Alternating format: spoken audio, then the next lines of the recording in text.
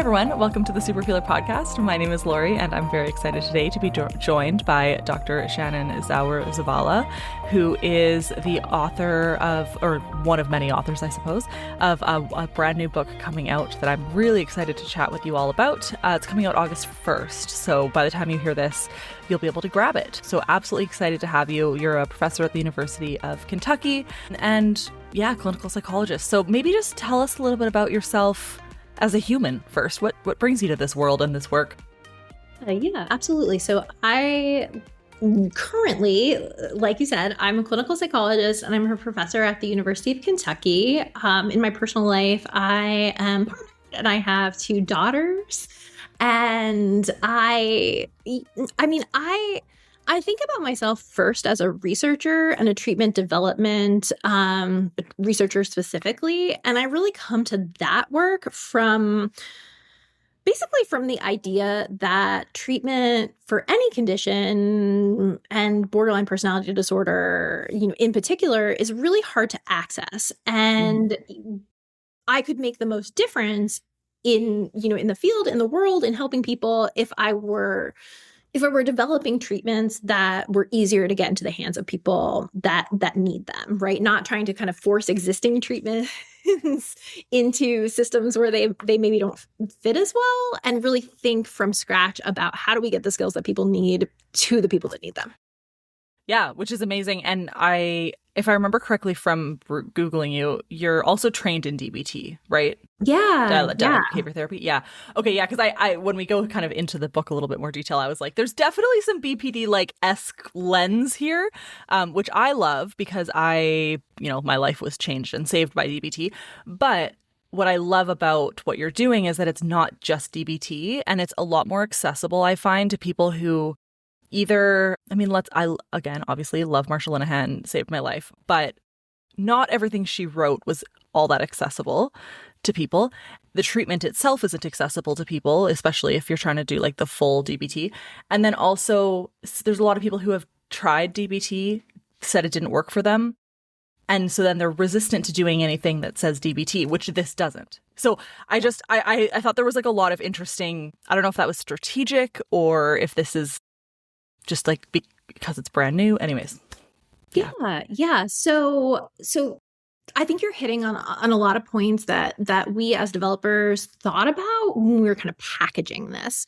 So there's a lot of things kind of happening in the personality disorder world over the past 10 years that I think really warrant looking at treatment through a different lens. Mm-hmm. And so, what I'm talking about is the alternative model of personality disorders, which has been largely adopted by the World Health Organization with the ICD system. That's kind of the diagnostic system in the rest of the world, versus the DSM. And essentially, instead of looking at folks by just yes, no, you have a diagnosis, you're getting more information about what might be underlying those symptoms. And specifically for borderline personality disorder, in this alternative model, they suggest that people with this condition may experience elevations in emotional vulnerability, which we know from our DBT model, that they may experience deficits in agreeableness or trust.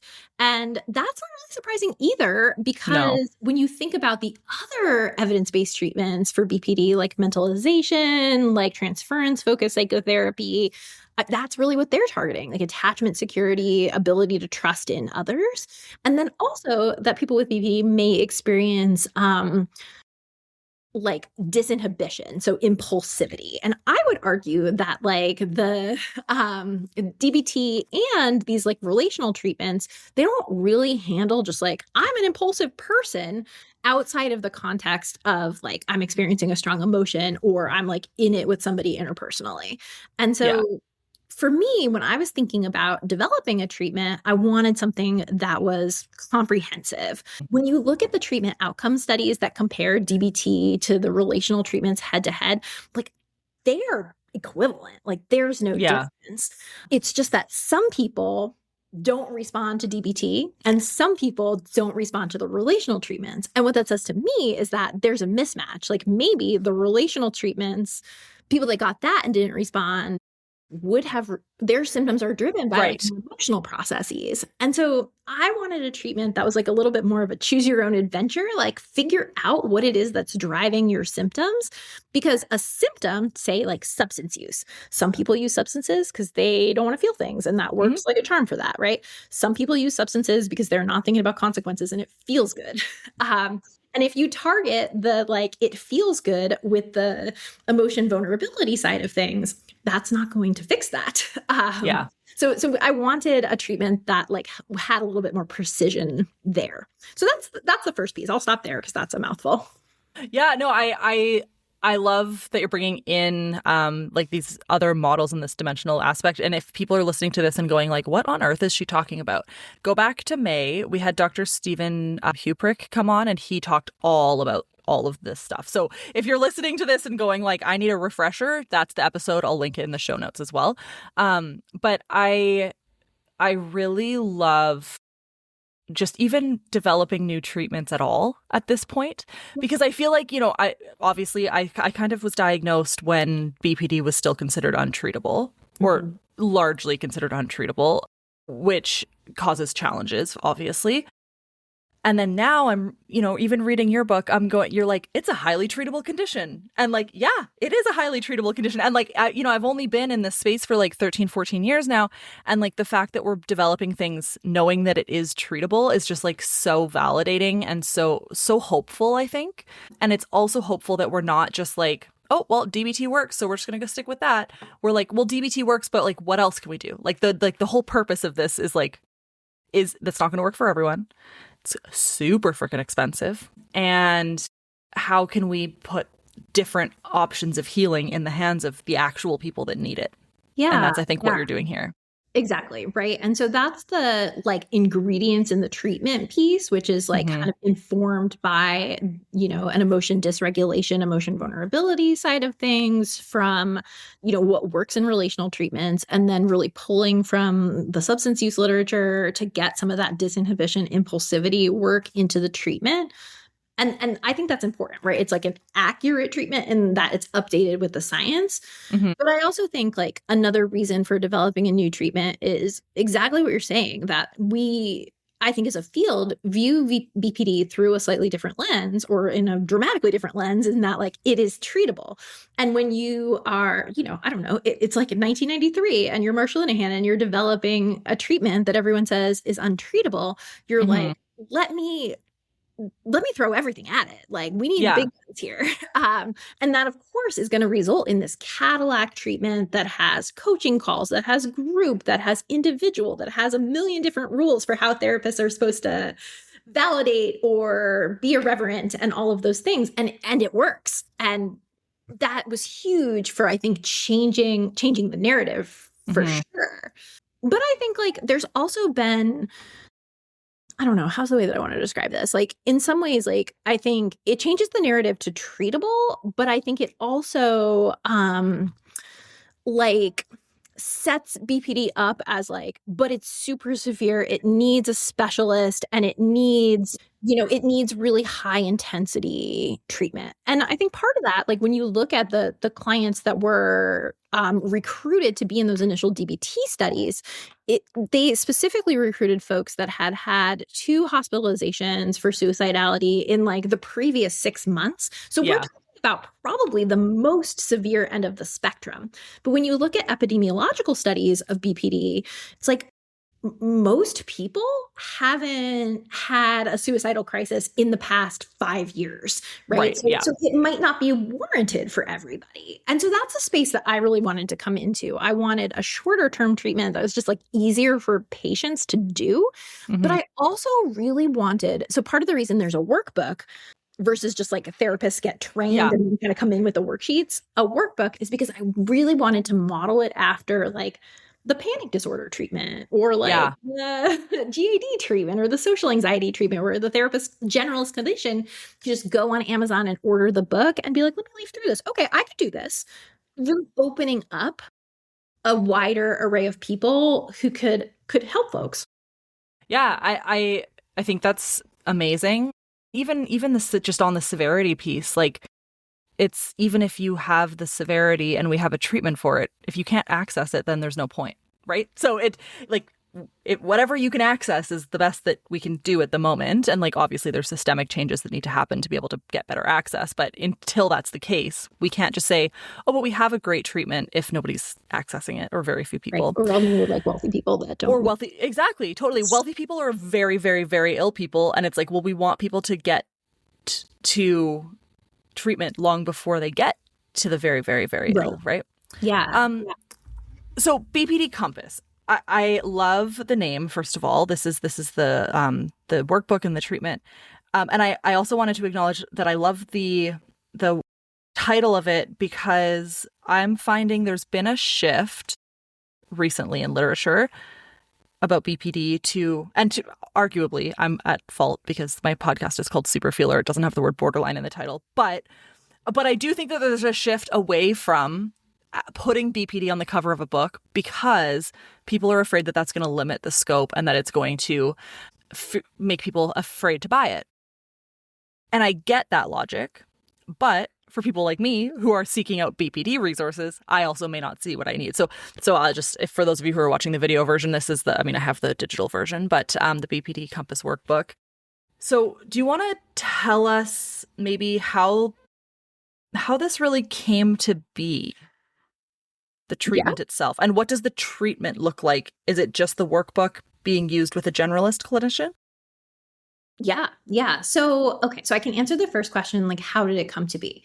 So, I mean, you mentioned at the beginning, I am trained in DBT. Being a DBT group leader was the very first clinical experience I had as a second-year graduate student. Like, I went into graduate school knowing that I wanted to do this, saw individual clients and took coaching calls through like my entire training, went to a DBT-focused internship, and I actually interviewed with Marshall Linehan for a postdoc. Oh, wow. I know. Yeah. So like, we're talking like, you're in. All in. You're as culty about DBT as I am. Yeah. Yeah. So all in. And at the same time that I was applying for postdocs, I had also applied to work with David Barlow at Boston University. And at that time, he was developing a treatment called the Unified Protocol. And that is a treatment for basically emotional vulnerability. It was a workbook, a transdiagnostic treatment that was developed to more efficiently target like all anxiety disorders, depression, eating disorders, anything that sort of results from experiencing strong emotions, not liking them very much, and engaging in efforts to push them away, because that's what people with all of those disorders do. If it's panic disorder, you leave the movie theater. If it's, if it's an eating disorder, maybe you binge or you restrict, right? It's all about managing those negative emotions.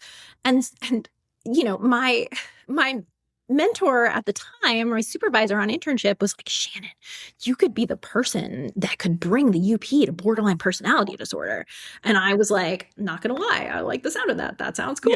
Yeah. As like, how old was I at the time? I don't know, like 28, and was like, I want to do that. Yeah. You're like, I can change the world. Yeah. Yeah. So I ended up accepting that position and like, learned all about this like manualized short-term treatment, like originally designed for anxiety disorders, but like, my first study that I led there was adapting it for BPD. And I was like all in on this, like BPD is driven by emotional vulnerability. This is going to be the treatment. We're going to do it in 20 weeks. And I had, I did a case series. I had maybe 6 patients, and I would say like 4 of them responded really well. We saw great improvements in 20 weeks. And then the other few patients like either didn't get better or like actually got worse. And I was just like, what the hell? Yeah. This is not how this is supposed to go. This is not what I thought was going to happen. And when I put on my sort of like clinical scientist hat, where you sort of look at you're really trying to evaluate what's happening here. When I looked at the characteristics of people that didn't respond, like the 2 people that didn't respond, one was like really not taking responsibility and was really like blaming other people and how other people treated them. And so there was that piece. And then there was like the other person was just like really, really impulsive. Like wasn't even thinking about skill. It was just totally. And That was, I want to say like 2013, which is that's the year that DSM-5 came out and the alternative Right, model yeah. was introduced. And so I was like, hey, wait a minute. Maybe it's not that emotional vulnerability isn't the thing. It's just not the only thing. And at that point, I was like so CBT ingrained that I hadn't really thought about the relational treatments, or I was like, psychodynamic treatments, that's baloney. Yeah, totally. I have felt that way myself. And then the more I talk to people, I'm like, oh, maybe it's not actually baloney. Yeah, right? Like, I think when you're in school, you're taught like Freud, dream analysis, and you're like, okay, great. Like, that's not actually what psychodynamic means. Right. And it's super not that, right? It's like using the therapeutic relationship to rewrite your scripts about what you can expect for other people. I mean, if you're a CBTer, it's essentially an exposure that lasts for a year. Totally. And so, I was getting these inputs. And when I left BU to start my faculty position at University of Kentucky, which is actually where I went to graduate school. So my mentor retired and I took her tenure line, and I was like sort of back to my roots. I was like, okay, we're going to do this. We're going to write a treatment for BPD. And, I kind of knew at that point that I wanted it to be comprehensive and I wanted it to be really mechanism focused and personalizable. Yeah. Which it definitely is. And I want to get into the personal.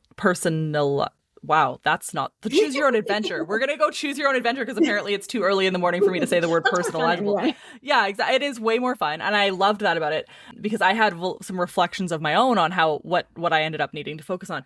But so normally I ask this at the very beginning, but I'm super curious after hearing a bit of your trajectory. Why BPD?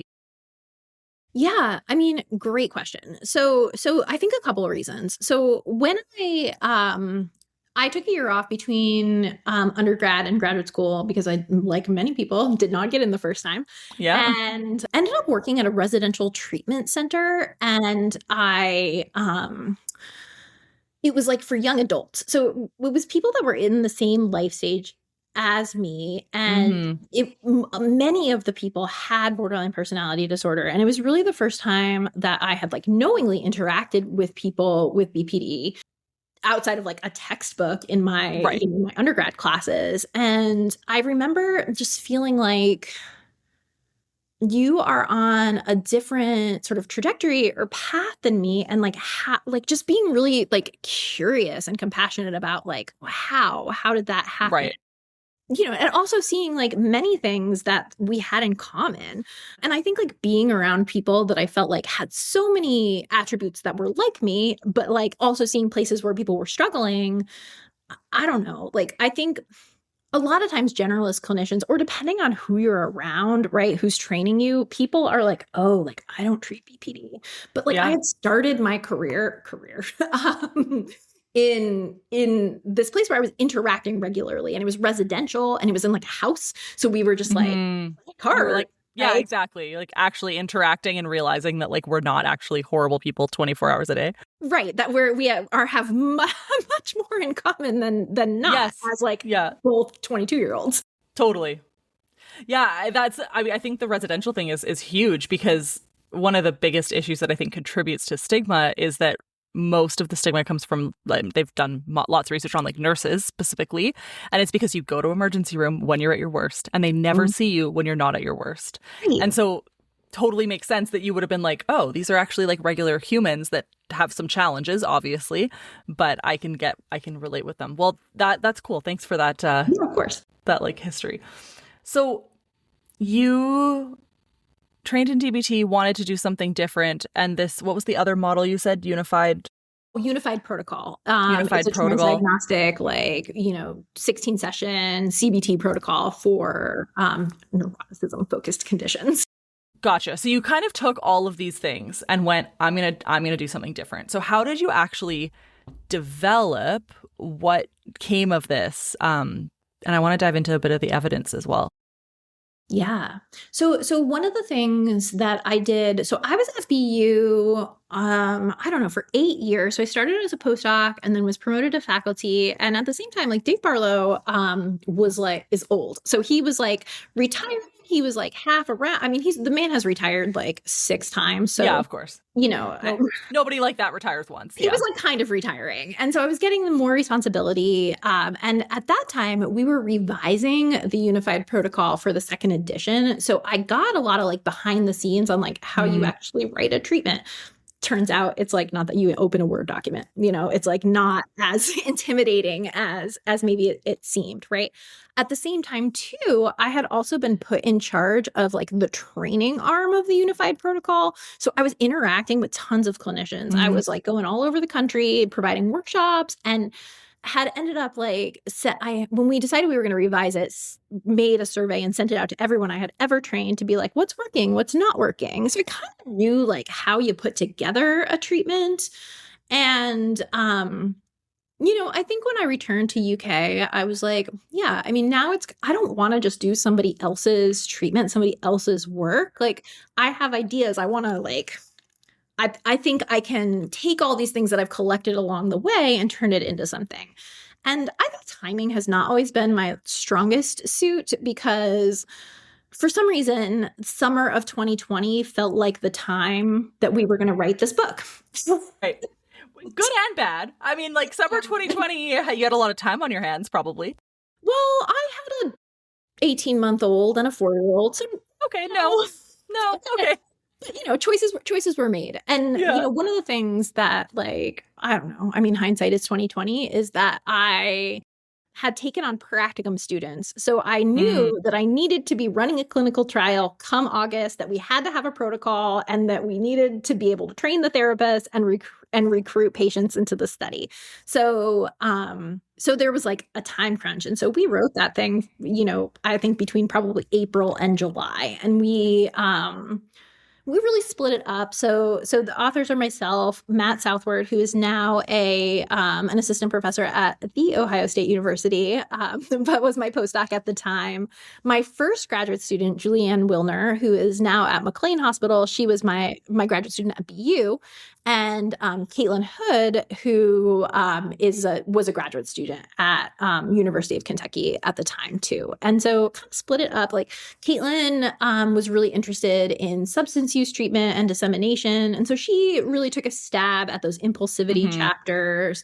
Matt had come from a training, like a very strong training in just like straight up cognitive therapy. So he had a lot to do with the cognitive work. Yeah. I did a lot with the values and the introductory and the personalization and the framing. And I mean, what came together was honestly like beyond my wildest dreams. That sounds so cheesy, but no, it's like really good. It is. Yeah, it is really good. Yeah. I totally agree. I am. For those who listen to this podcast, they've heard this a million times. I have a really hard time reading. I'm not sure what it is. It's funny. I don't know if it's dyslexia. I'm not sure what it is, but I have a very hard time reading. And I often am asked to read books prior to podcast, whatever. And this one actually was really like meaningful for me to go through. And it was an easy read, which for me is a very like high bar. And so I think what you've done is made it really, really approachable, which I think is a huge component of it. So the clinical trial then, what were you comparing to treatment as usual? Or was this your 6 patients that you were saying you did kind of a case review or whatever on?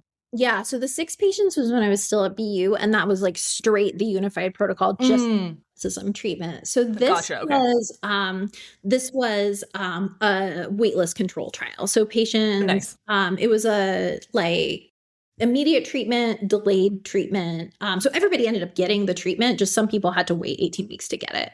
And so that's an important piece too. The treatment is 18 weeks long. So it's a short-term alternative to these year-long, twice-weekly treatments. So not just DBT, but that's kind of the model for mentalization and transference-focused psychotherapy too. And so we recruited people with BPD because I was coming from this sort of like transdiagnostic, like nobody has just one disorder sort of lens. Of course we really tried not to exclude very many people. Like if you also had bipolar disorder, you could be in the trial as long as you hadn't had a manic episode in a year. So like you were Right. that had been kind of handled via medication. Otherwise, the impulsivity thing is just out the window. Like you really can't test that. And Yeah. a behavioral treatment isn't the right move for that. That's not the first line of defense, right? Like if you had been psychotic in the past year, if you, I mean, in terms of like handling suicidality, like we really only referred you out kind of if you like during the intake or the phone screen were like, I'm going to, I'm going to engage in these behaviors like today, but then we'd be like, go to the hospital, but then come back and see us after. Right. Yeah, totally. Yeah. And what's cool is like a lot of times BPD or any personality disorder is the exclusion criteria for new treatments. So exactly. So it's like I'm thrilled regardless. I'm like, this is amazing. It's our turn. Let's get in there. I think that's great. We had recruited 50 people and we were powered at that point, with like kind of trial design. We had enough people to be able to detect an effect on BPD symptoms, comparing people who got the treatment and people that didn't. Of course, it's a low bar, right? Like nothing compared to the treatment. But we stopped recruiting we paused recruitment at that point, and did these comparisons. And what we saw were large improvements in BPD symptoms from pre to post treatment that were, if you're in the science world, it was like an effect size of over 1, which translates to like a large effect, like a big deal. Yeah, totally. And really comparable to, meta-analytic estimates of like a year of DBT. So like right, in 18 months. Like good effects. Yeah. And obviously like getting the treatment was significantly better than not getting the treatment. Yeah. And so once we knew that the treatment worked, we were like, well, we don't really need to randomize anymore, but we kept recruiting. So we recruited another 50 people. And then in that original study had 100 people that had gotten the treatment either immediately randomized after the 18-week wait or just like immediately, but not randomized. And that's where we've been able to look at more sort of nuanced things like what's driving change. We've been able to look at alliance and skill use and actual personality change, because that's what we're targeting, that neuroticism, antagonism, and disinhibition. And we see that those traits improve significantly across treatment and that they predict improvements in BPD symptoms. So we're like targeting what we thought we were targeting.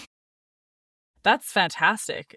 Do you plan on doing larger studies that is comparing directly treatment as usual or other modalities? Yeah, so that'll be like the next step. So now we're doing a big study. We have funding from the National Institute of Mental Health to do a personalization study. So in the initial trial, because it was sort of proof of concept, like, is this a good treatment for BPD? Everybody got all of the modules. Right. And so in the study that we're recruiting for this summer for the next 3 years, will be a personalized selection and order of modules depending on your elevations on these personality dimensions. So basically seeing like, if your BPD is driven by negative affectivity or neuroticism alone, and you just get, 10 weeks of that module, like, is that enough? Yeah, totally. Really just like hammer in on the thing. Yeah. And people might be more willing to take part if it feels very relevant to them too, I would assume. Yeah. So the way that you have this laid out is really cool. So you just mentioned personalized approach, right? And so you talk in the book about having the 3 personality traits that put people at risk of development of BPD. So the negative emotions, the relationship difficulties, and impulsivity. And then you do a whole deep dive into all of those things, which is amazing. But then there's the way that you've done this choose your own adventure thing is by getting you to do in the workbook itself, like a bit of a test. Test is maybe the wrong word, but do you want to tell us a little bit about this assessment? Yeah. So that's called the 5-factor borderline inventory. It's a measure that was developed by my friend Stephanie Sweet at the University of Oklahoma. And it is a way to, instead of measuring BPD symptoms by like, how severe are you on the 9 symptoms? It's asking questions about these different personality traits. So you're sort of getting a profile of the personality traits that kind of underlie some of the symptoms rather than the symptoms themselves. So it's sort of like a more mechanistic way of thinking about BPD, like what are the processes driving it versus like what does it look like on the surface? Yeah, and I think what's nice about this is if you just ask somebody like, "Do you experience any of these 9 symptoms?" It's really easy to either just say yes to all of them because we've all experienced most of them at some point, Yeah. or to be like, "Oh, I'm really not sure." Whereas Mhm. this is more detailed. So, like for example, I'm just gonna give like a couple examples of this. You go through and score yourself on a scale of 1 to 5 around like, my anger has gotten me in trouble. Like that's pretty black and white. I feel like an outcast. I sometimes feel nothing is real. I can't trust my closest friends, blah, blah, blah. So like it's much more, it's less like DSM symptom based and more so about how you actually function and asking you about your real life, which I find really helpful. And then you go through and you assess, you score all these things. I'm really bad at math, so I had to use a calculator. Mhm. But then it kind of gives you an idea of which areas you should focus on. So for example, for me, of the three things, the negative emotions, the relational difficulties, and the impulsivity, mine were all relatively close. And I think that's just, lots of years of treatment of being able to kind of navigate life pretty well. But the negative emotions one was definitely the highest. And so, and particularly the anxiety domain, I had I got 100% score on that one.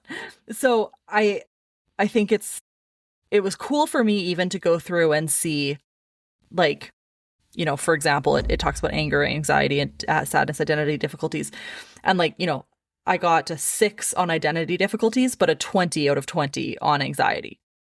So not that that's surprising, but it's nice to see it in like a little bit more of a black and white way of like some an assessment where I'm not just assuming that I don't have challenges with identity issues, but that like I can answer a bunch of questions that are indicating that I may or may not have these things, and then I can see an actual number. I don't know. I thought it was cool.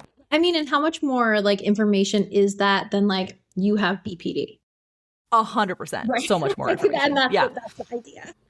Yeah, and then it goes on from there, the workbook goes on from there to actually create your own treatment plan by looking at those areas of the higher score, and then being able to tie those things to specific chapters of the book. So like, for example, the ones that it told me that I should focus on is it's okay to feel, the avoiding, trust is not all or nothing, and getting vulnerable in a good way, and then urge surfing.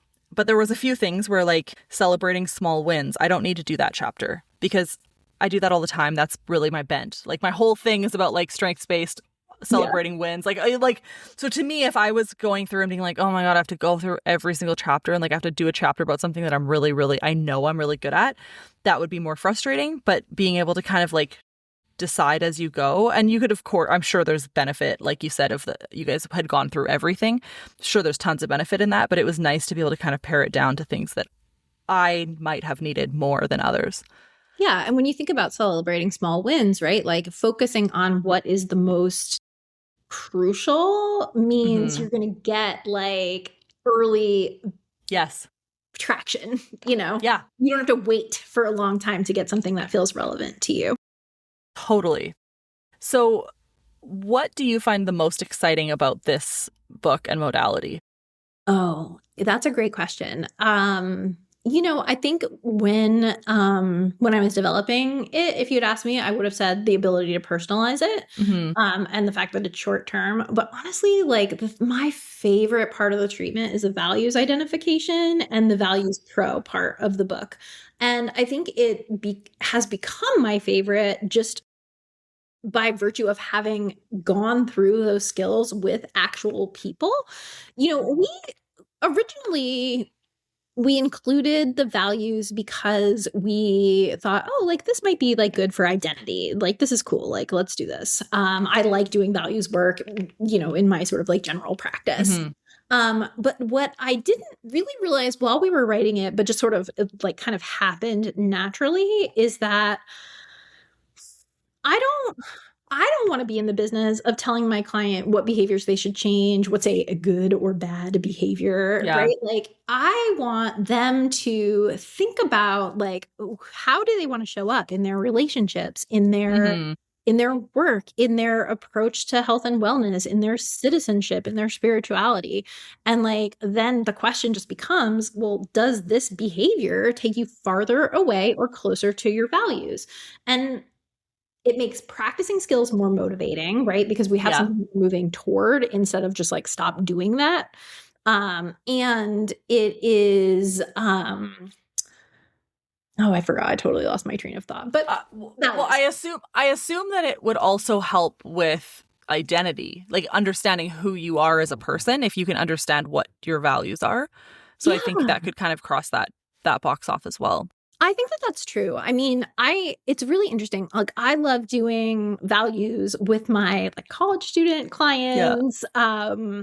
But really like anytime I've done values with people, they really haven't sat down and systematically thought through all these domains of life and Mm, figuring out like what you value, who you want to be is a big question. We try to like scaffold it like super hardcore. So yeah. we have the different domains. So say like parenting, for instance. And then we have this bank of words like a creativity, spontaneity, freedom, love, joy. And you go through and you pick the words that you feel like just kind of jump out to you. So it's sort of just Hmm. like, you know, what inspires you. And then you write some notes on why you picked each one of those words. And it's just like brain dump, just what are you thinking? And then we use that to kind of come up with a mission statement that is your value. So like for parenting, for me, I'd probably choose um love, spontaneity, and autonomy. Mm, And I'd probably pick love because I want my kids to just like really just like feel supported yeah. and connected to me. For spontaneity, this is more aspirational, but I want to be somebody who when my kids are like, "Hey, look at this," and I'm like checking my email, that I can be like, "Yes, I'll look at this. Yeah. I can do it." That I don't have to be so rigid. And then for autonomy, like I love my job. I love my life. I don't want to be like mom as my only role.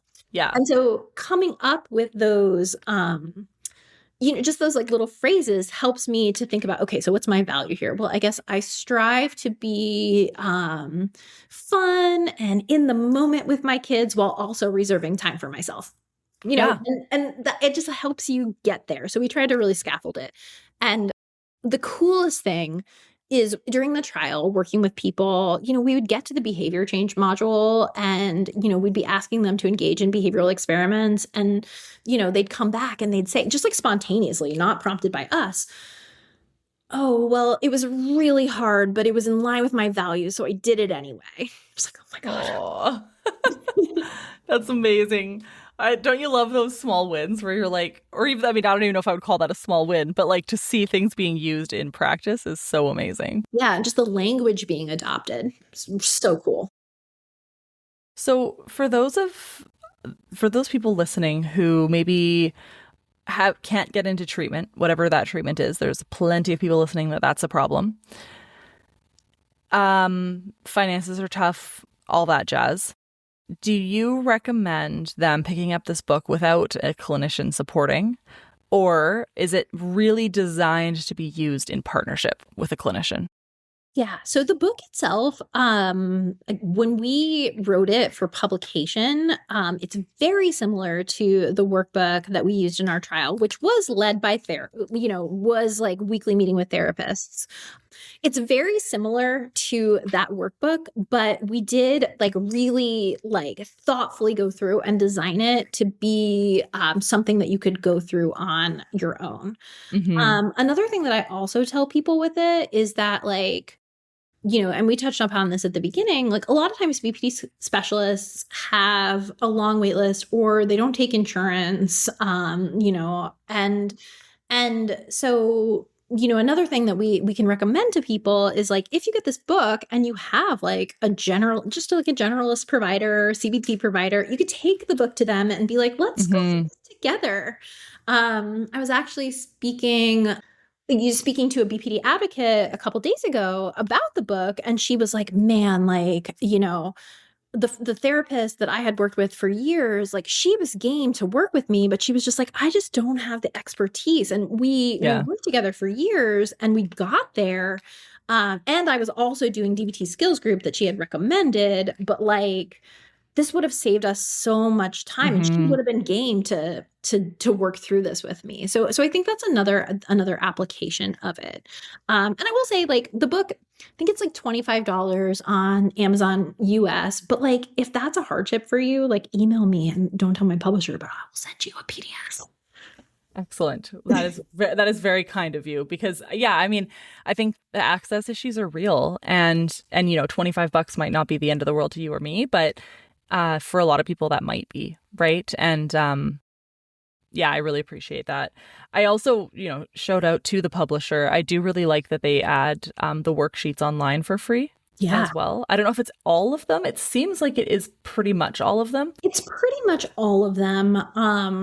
And the ones that aren't are, I think I have on my website.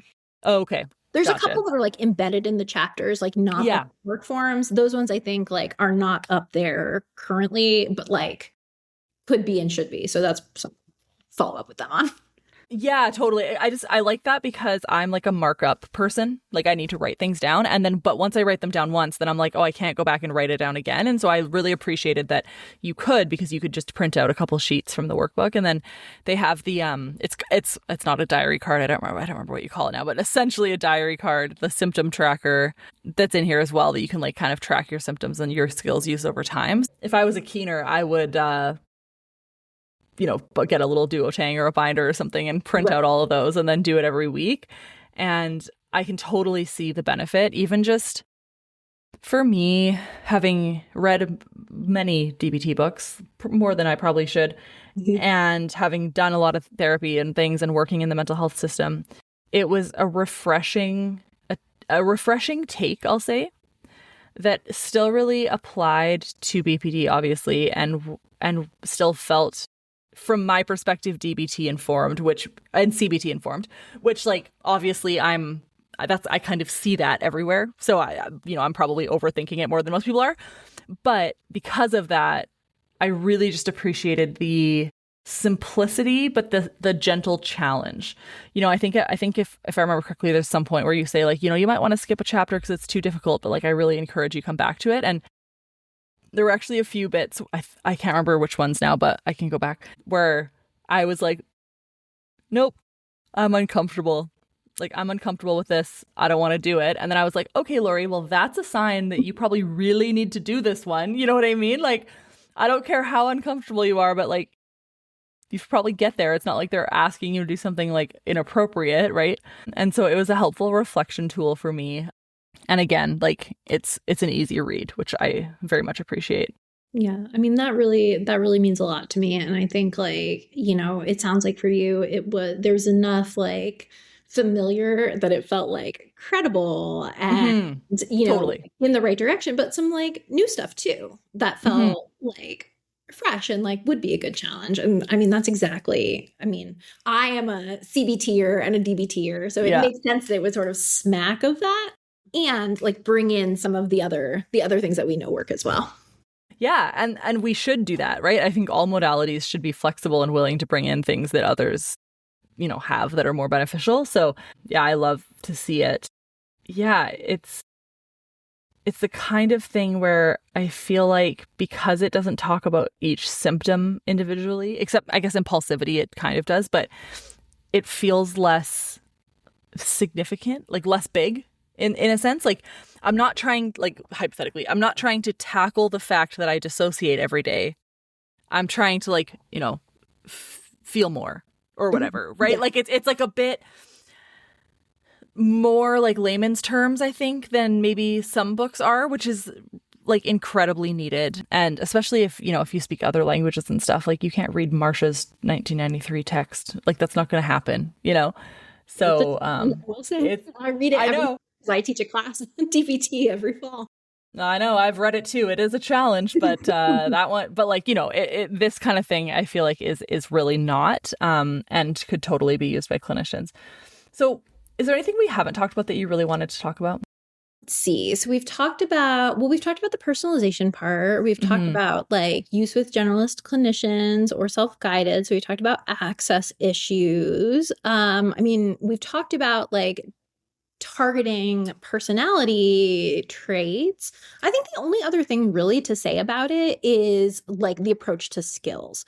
And so they're like after like, you know, values and the, you know, the assessment that kind of tells you what chapters to focus on.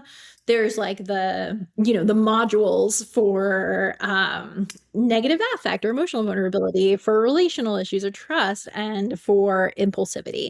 And within those modules, there are just 3 skills. I know that sounds crazy if you're a DBTer, but Yeah. it's thinking skills, doing skills, and being skills. So cognitive work, behavior change, and flexibility and mindfulness.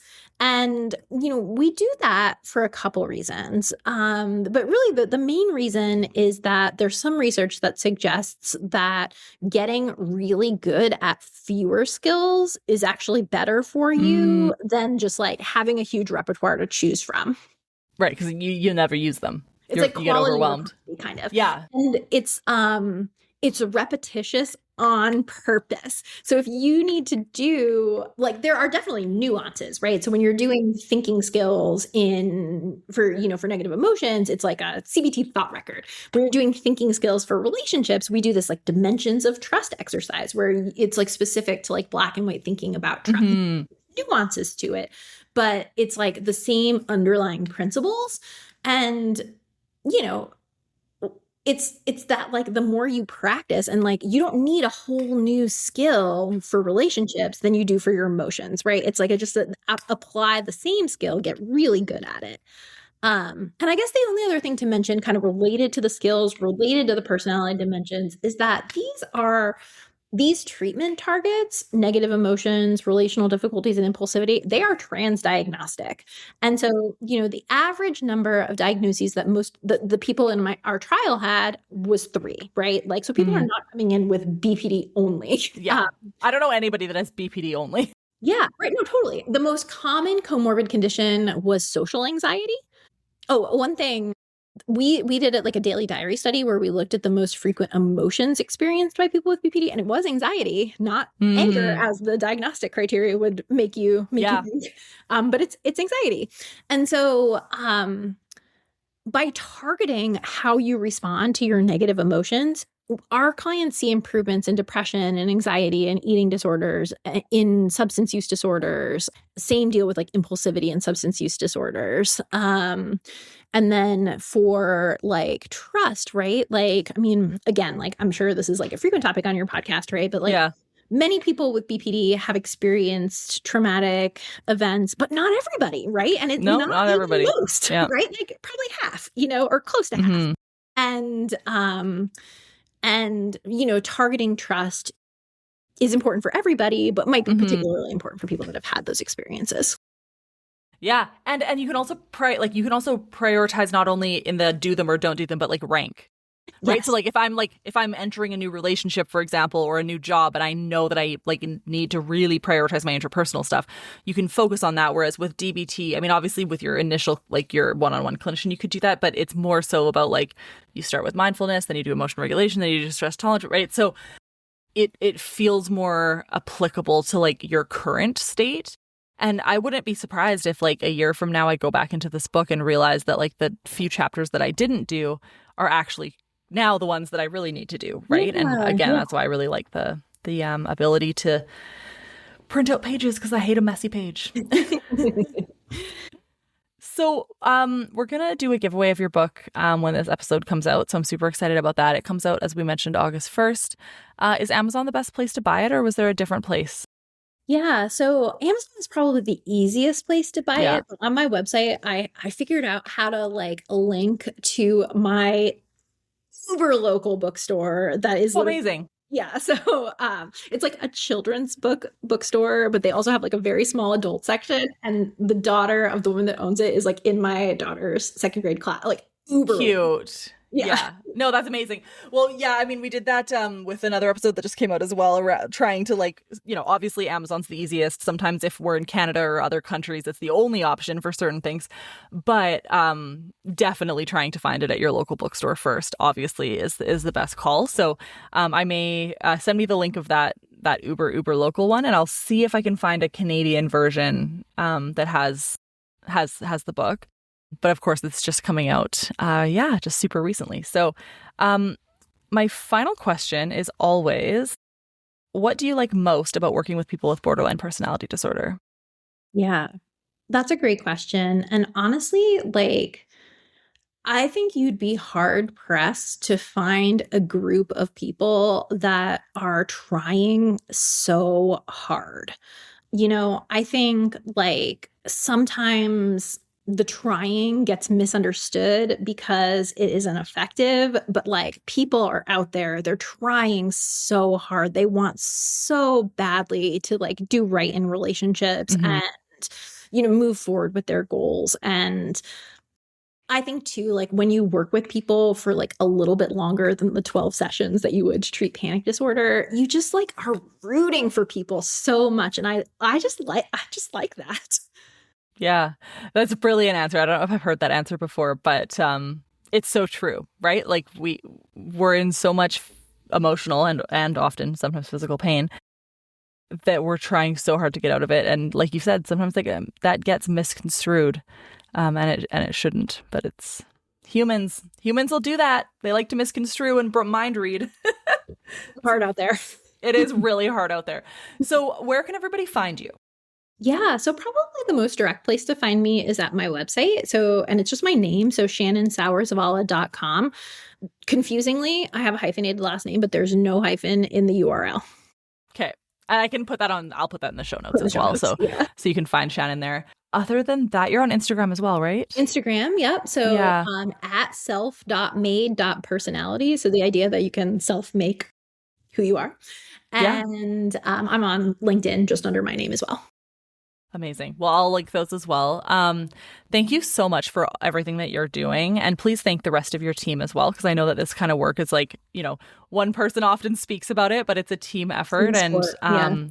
It's really incredible, and I really look forward to kind of seeing it continue to grow and be tested, maybe, larger scale studies, that kind of thing, so that we can really showcase that, like, as much as I personally am obsessed with DBT, that like we do need other options, and we do need this kind of innovation that you're doing here, because the minute we get stagnant, the minute we don't make progress. Yeah. I feel like this is like the best I can do right now. But as a researcher and like a person, just like a curious person, like I think the goal is to keep improving and innovating. Yeah, totally. Amazing. Well, thanks so much, Shannon. It's great to have you on. Yeah, my pleasure. Thank you so much for having me, Lori. Thanks so much for listening to the Superfeeler podcast. This episode was recorded on the unceded traditional territory of the Matsqui and Sumas First Nations. If you'd like to support the show, you can find bonus content on Patreon or donate directly on PayPal. If you're looking for peer support and joining the best BPD community out there, you can sign up for the Superfeelers Club or Skills Lab sessions for free at www.superfeeler.ca/peer support. If you enjoyed today's episode, please subscribe, leave a rating or review, and share it with someone who might find it helpful. It really does make a difference and helps more people find the show. Truly, that 5-star rating means way more than you think it does. Don't forget to follow me over on social media for announcements, show clips, and more. You can find links to everything over at my new site, www.superfeeler.ca. So much easier to remember than my hard-to-spell last name. Until next time, take good care of yourself and keep on superfeeling. Lots of love, and thanks for listening.